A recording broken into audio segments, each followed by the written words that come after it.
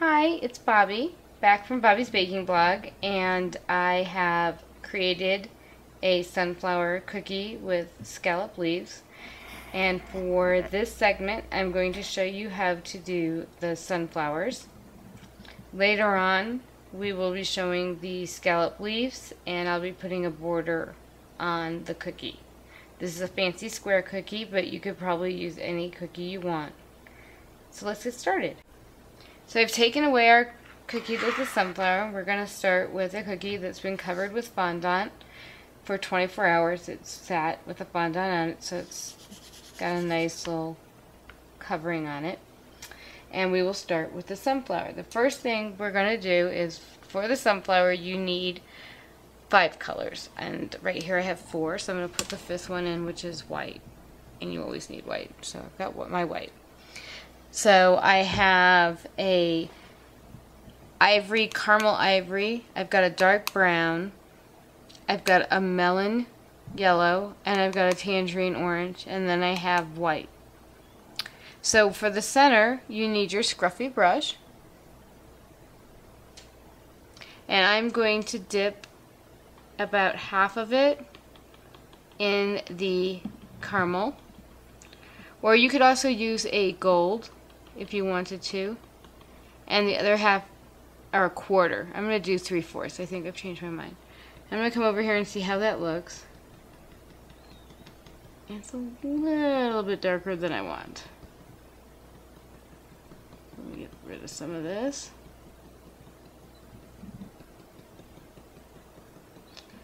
Okay, I'm going to grab a little bit more of my...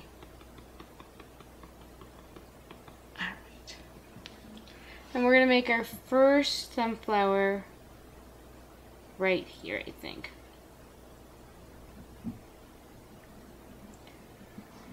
And I am noticing, for whatever reason, the paint looks like it's separating.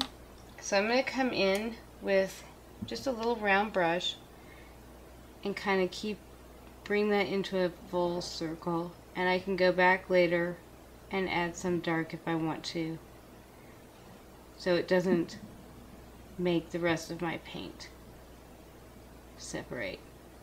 I want enough of this brown to be wet that it comes through, and I'll show you what I mean. Alright, so I'm going to grab a number 10 flat brush. I'm going to take it and dip the full half of the corner in my yellow on both sides, and the other half in my orange, so that when you pull it out to your work area, it should look like this on both sides. And it looks like I need just a tad more color. So I'm going to wipe it once this way, or 3 times, make sure I have my color, and then I will wipe it up this way. And that way I can see if I need any more color. I feel like I need a little bit more yellow, and I just want a tad of white on that yellow side, so you're going to work that in. You're going to come back over to your center for your sunflower. You're going to go right on your sunflower, and you're going to pull out, laying your flat brush down, coming slowly up to your chisel, and kind of give it a little twist like that, so you have a petal.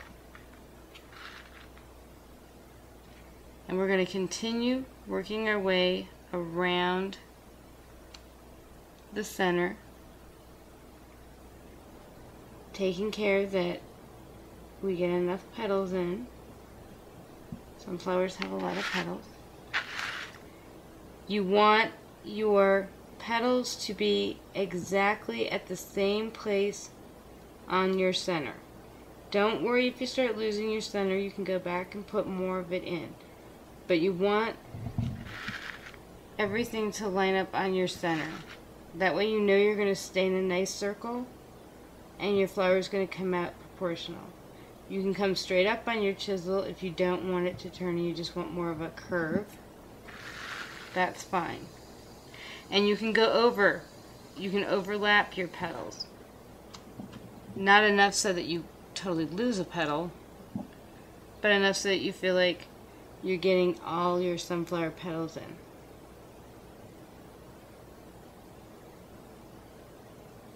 And you want to make sure you always end on your chisel. And if you don't like a petal, you can always go back over that petal. I usually find that by the time I get around, I can't remember where the petal is that I didn't like.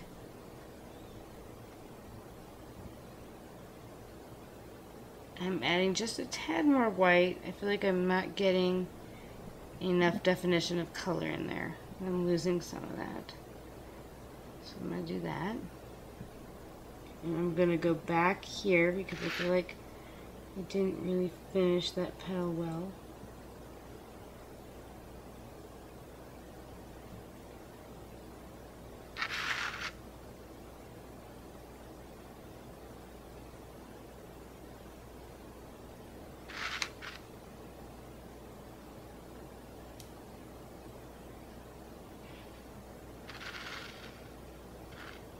And as you can see, your brown is coming into your colors. You want that to happen. That's supposed to happen. That's what I was talking about, your center bleeding a little bit into your petals.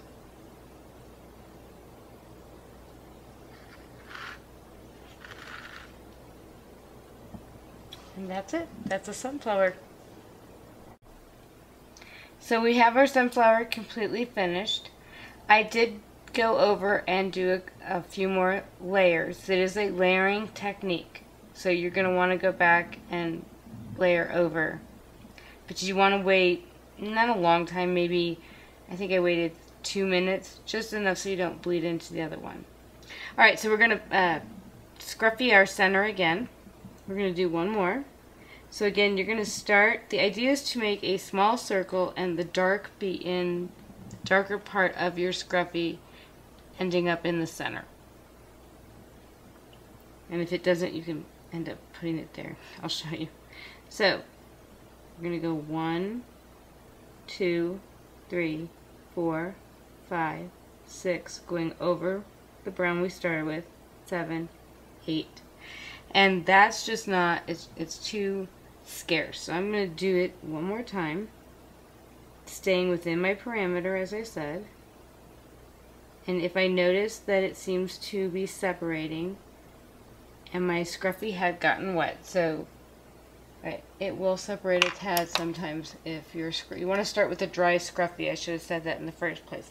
If for some reason your scruffy's wet because you are doing more than one sunflower, you can go in with a round. I'm going with a round 8. It doesn't matter what size you go in. And just stay in your parameter and kind of blend it up a little bit. You can add a little bit of dark in the center because you need that color. As I said, you want it to bleed into those petals a little bit. You want to pull some of that center in there. So you have your dark brown and your light caramely color on the outside. So we're going to go back in with our number 10 and we're going to do the exact same colors that we did before.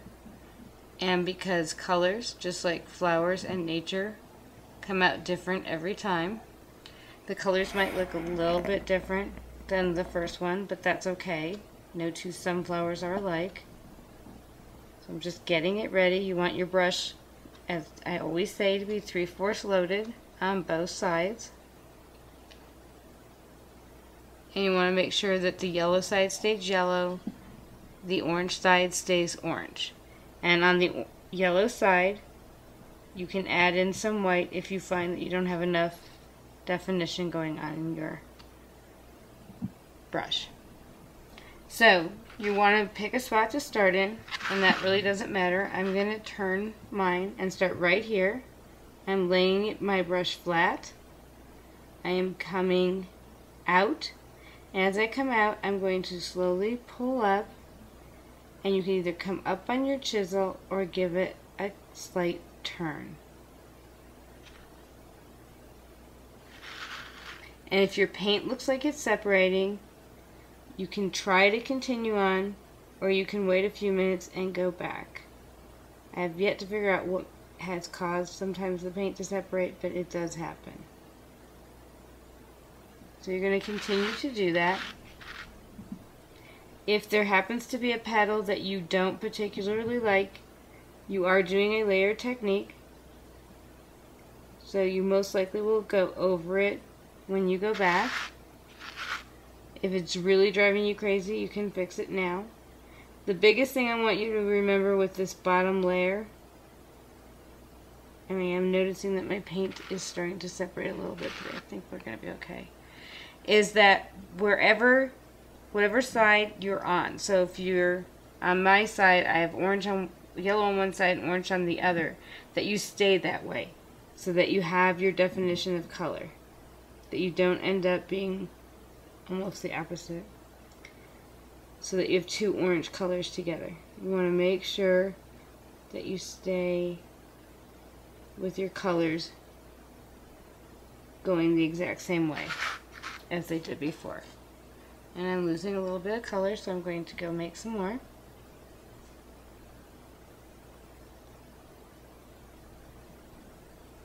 And you can always add in white if you feel like you're losing definition. Remember to end on your chisel. It's very important. And as I said prior with the first one, you want to make sure that you stay within the confounds of the same place where you started, so that you can stay in a complete circle and you don't go out. And you find that you have one leaf that's 10 inches long and one leaf that's 2.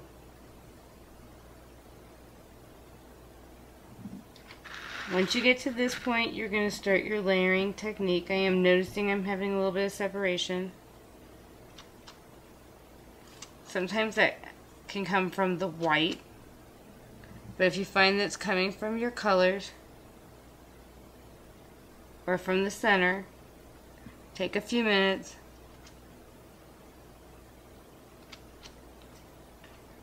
and let it kind of dry off. Generally, when you come back around the second time, it will work out for you.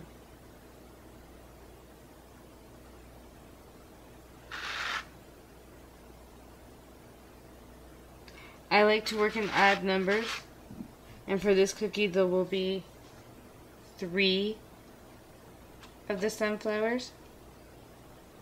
If you have a really big cookie, you can do 5. If you have a really small cookie and you don't have a smaller brush, you can do 2. Just make sure that your leaves then have an odd number.